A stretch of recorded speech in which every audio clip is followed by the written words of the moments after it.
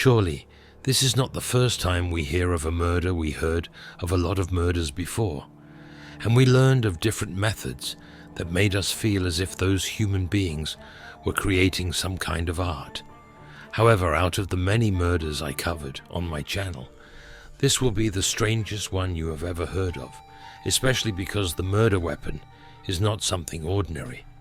You could never guess it, and I'm sure it exists in every household.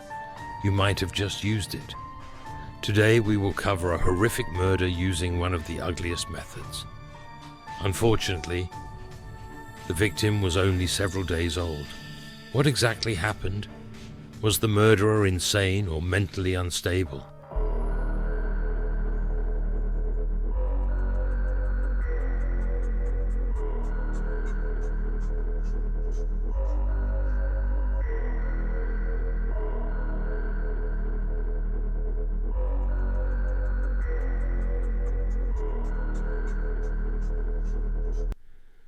Let's unravel the details right from the beginning. The events of today's story began on August 30th, 2005, in Ohio, USA. As follows: Terrell arrived at a children's healthcare center with his girlfriend China. At 7:15 a.m., Terrell was holding their infant daughter, Paris, who was suffering from a high temperature and severe injuries. The doctors examined the little girl right away in an attempt to help and save her, but they told her parents that the baby was burned. She was exposed to a temperature of 95 degrees. The infant wasn't breathing, and she had no blood pressure or pulse. Despite that, they kept trying to resuscitate her for 15 minutes. In the meantime, Terrell and China were in a separate room. They were devastated, screaming and crying over what had happened to their baby. Terrell asked China if she heard what the doctors were saying, that she was exposed to a temperature of 95 degrees, an extremely high temperature for any person to handle. China replied by saying that Paris wasn't even burned. The doctors witnessed that argument between the couple, and this is what one of the nurses had to say about it minutes later. The emergency personnel announced the death of the baby. The doctors were confused about the cause of death because what the baby had endured was incomprehensible. It was clear that the baby, Paris, was burned in a strange manner, the reason why she had atypical burns. For example, a hot liquid didn't cause her burns, nor did a direct fire burns. Something strange. We will find out what it was in a bit. The doctors called the police because of how strange the incident was, and it might be a murder rather than an accident, because when the parents were questioned about the type of burns the baby had, the doctors did not find the parents' statements to be convincing. Do you realize how unusual her injury was?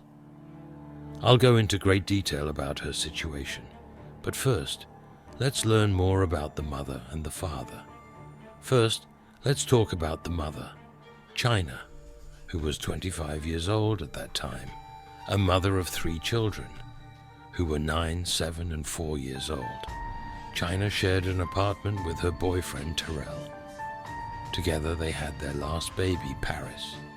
Paris was 28 days old then, before her life was taken. Terrell was a drug addict and had constant fights with China because he was unaware of his actions most of the time. Because of their yelling and the ferocity of their arguments, neighbors usually heard them back to the day before the incident, Monday, August 28th. That day the couple had a huge fight. They were so loud that one of their neighbors overheard their argument and claimed to have seen Terrell hit China. The neighbor couldn't figure the cause of the dispute between the couple, but it was obviously a huge dispute. However, he couldn't figure out the details. In the hospital, the doctors asked China about what happened that evening to figure out what happened to the child, or to obtain some useful information. China stated that the night before, Terrell and she had left the children with China's sister, Leonda. They claimed to have left them with Leonda in the apartment while they went out. At 2 a.m., China returned to the house without Terrell, and she tried to feed Paris, but she didn't eat any. She noticed that her body was warm, so she tucked her in her bed with a fan pointed at her.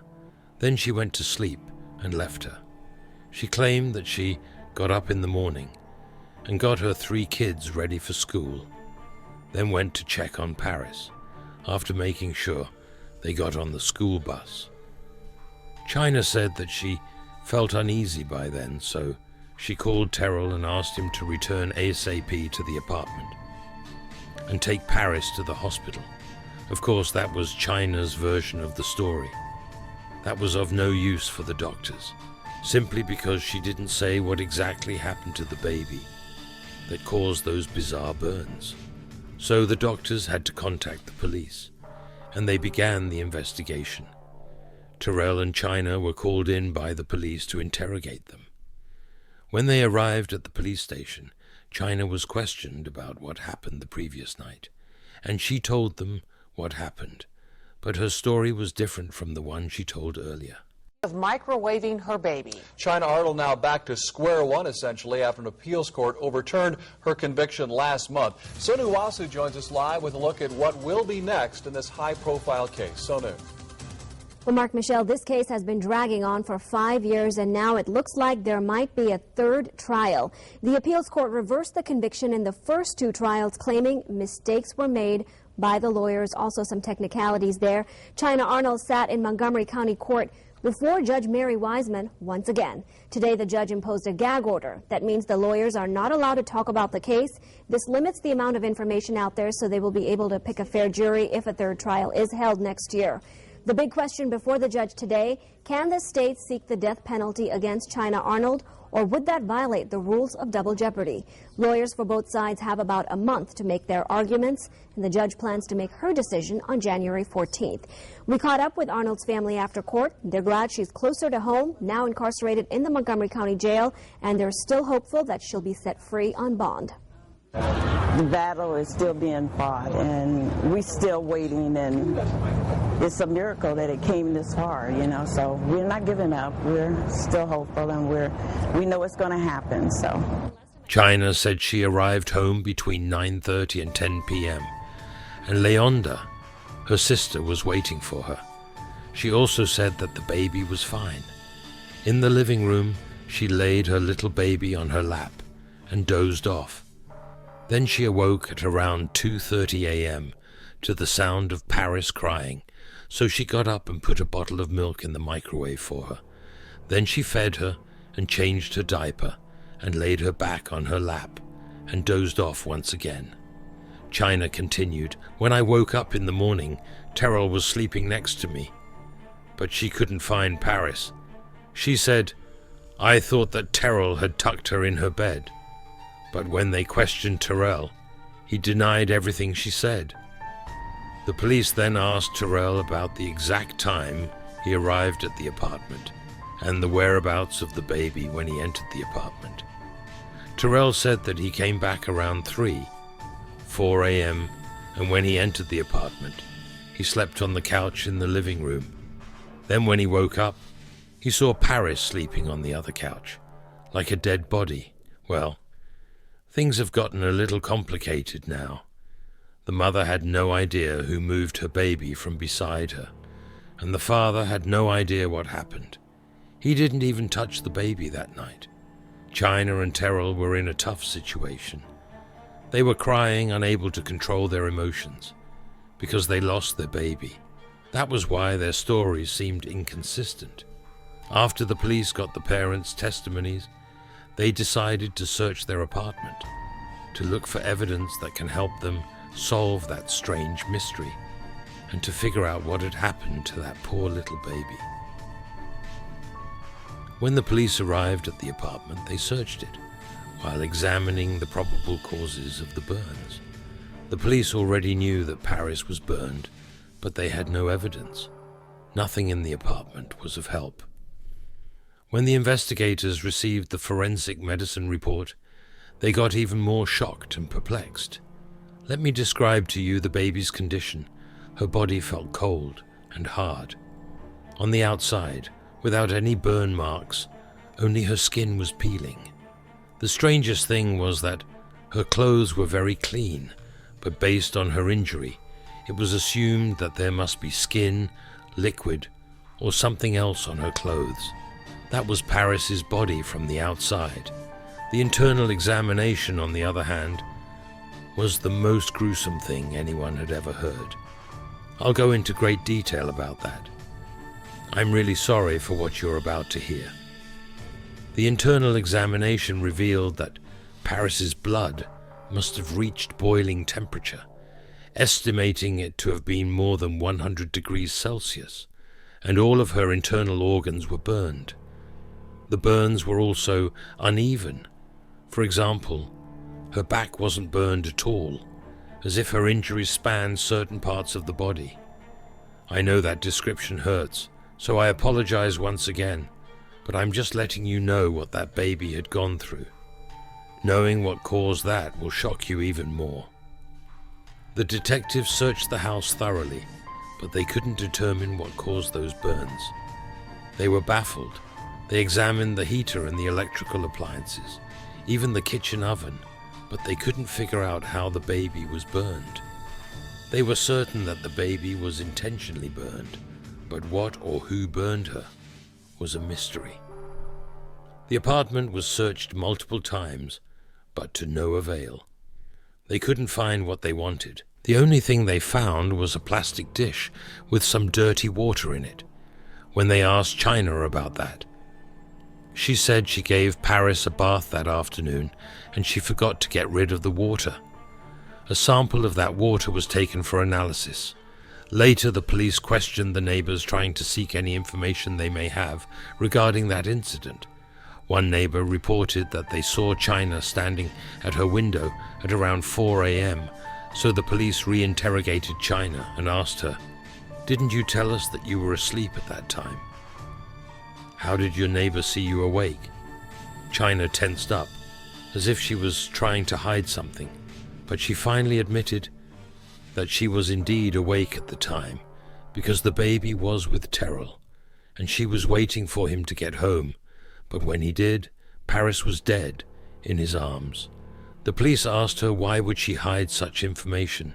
She responded that she loved Terrell and didn't want him to get in trouble, and she was only trying to keep him in the clear. Thus, the police had a suspect at last. Terrell was interrogated too. They asked him about his whereabouts and return time. Terrell told them the exact story without making any changes, but when they told him China's claims and statements, he said that the baby with her mother the whole time, and China was lying. So the police released him because his first and second statements were identical. He did not change his words. On the other hand, China's first story was different from the second one. She was constantly changing her statement. She even made up a third version after the testimony of her neighbor. China was detained by the police for putting her child in danger. It was clear that she was the only person with the baby, Paris, when she was hurt. A few days passed after China's detention, and the cause of death was still a mystery. To the forensic pathologist, they only knew that she had strange burns. If that was a murder, then where was the weapon? There could be no murder without a murder weapon. However, keep in mind that those allegations might not be true, as the police had not yet proven anything. They had not proven that it was a murder. So far, it might have been an accident. Perhaps a third party did it that we know nothing about. In prison, China didn't stop sobbing over her dead baby. She didn't only lose her child in such a horrible way, but was also imprisoned without any actual evidence, merely charged with endangering her baby. A few days later, the judge ruled that China was not guilty, and she was let out of jail. At the start of the following year, 2006, the forensic pathologist was reviewing studies on a group of pigs, and some experiments with microwaves were carried out on the pigs. specifically heating them up in a microwave. They studied the effects on the animals after the microwave heating process. The test pigs were roughly the size of an infant baby because a fully mature pig is too large to fit inside a microwave. Therefore, they used small pigs, the size of an infant baby, and microwaved them. While the forensic doctor was reading, he learned of a microwave-related incident in the state of Virginia of an infant baby who was killed using a microwave. Let's look at that incident, that poor kid who was burned in the microwave. That incident occurred on September 23rd, 1999, when the baby Joseph Lewis, who was 1 month old, was found dead in the microwave. His body was covered with red spots and pimples. After examining the baby's body, it turned out he died. After his body was heated for 10 minutes straight in the microwave, and his blood temperature reached 106 degrees. The police investigations revealed that Joseph's mother, Elizabeth, was the one responsible for killing him. Elizabeth was 17 years old when she committed the murder of her son. She also suffered from epileptic seizures and depression. She stopped her medications during her pregnancy, and that worsened her mental state. Joseph's father told the police that Elizabeth suffered from severe seizures, especially after the death of her brother in a car accident. She was in deep melancholy, and the last thing Elizabeth recalled was putting the bottle of milk in the microwave. But in reality, that was only a delusion. She put her baby instead of the bottle in the microwave. Elizabeth was sentenced to 5 years in prison for manslaughter. After reading the verdict, Elizabeth was crying. She said, "I loved my baby, and I will always love him. I really don't remember doing such a horrific thing." After the forensic pathologist read through the case, he requested the medical examination for Joseph. He found out that the burns were very similar to the ones on Paris's body. After that, they reopened Paris's case and decided to send investigators in order to search the apartment where China and Terrell lived once again. But that time, their main target was the microwave. The apartment was empty at that time because China and Terrell abandoned it after the death of their baby daughter. Regardless, the microwave was, thankfully, still in the apartment. On May 18, 2006, the police took the microwave from the apartment and sent it to the forensic laboratory. The forensic pathologist said that, after seeing the microwave the size of the baby, Paris could easily fit in there. After examining the microwave from the inside, they found samples of DNA that belonged to Paris, especially on the top of the microwave. Thus, the forensic pathologist figured that the burns on Paris's body were correlated with the heating element in that type of microwaves. They discovered that the baby was lying on her back in the microwave when it started. That explained why the burns were limited to the upper part of her body, and her back was not affected at all. Finally, the police found the murder weapon, the microwave. No one was expecting that to be the case. We are used to the murder weapon being a gun, a knife, or such things, but a microwave. That was really unexpected.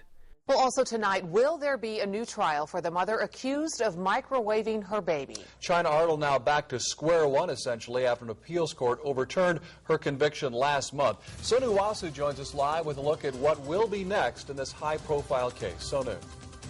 Well, Mark Michelle, this case has been dragging on for 5 years, and now it looks like there might be a third trial. The appeals court reversed the conviction in the first 2 trials, claiming mistakes were made by the lawyers. Also some technicalities there. China Arnold sat in Montgomery County Court before Judge Mary Wiseman once again. Today, the judge imposed a gag order. That means the lawyers are not allowed to talk about the case. This limits the amount of information out there, so they will be able to pick a fair jury if a third trial is held next year. The big question before the judge today, can the state seek the death penalty against China Arnold, Or would that violate the rules of double jeopardy? Lawyers for both sides have about a month to make their arguments, and the judge plans to make her decision on January 14th. We caught up with Arnold's family after court. They're glad she's closer to home, now incarcerated in the Montgomery County Jail, and they're still hopeful that she'll be set free on bond. The battle is still being fought, and we're still waiting, and it's a miracle that it came this far, you know, so we're not giving up. We're still hopeful, and we know it's going to happen, so. Arnold's bond is set at $1 million. Lawyers plan to ask for a bond review at the hearing on January 14th. Reporting live, Sonu Vasu, 2 News on your side. The body of a Fairborn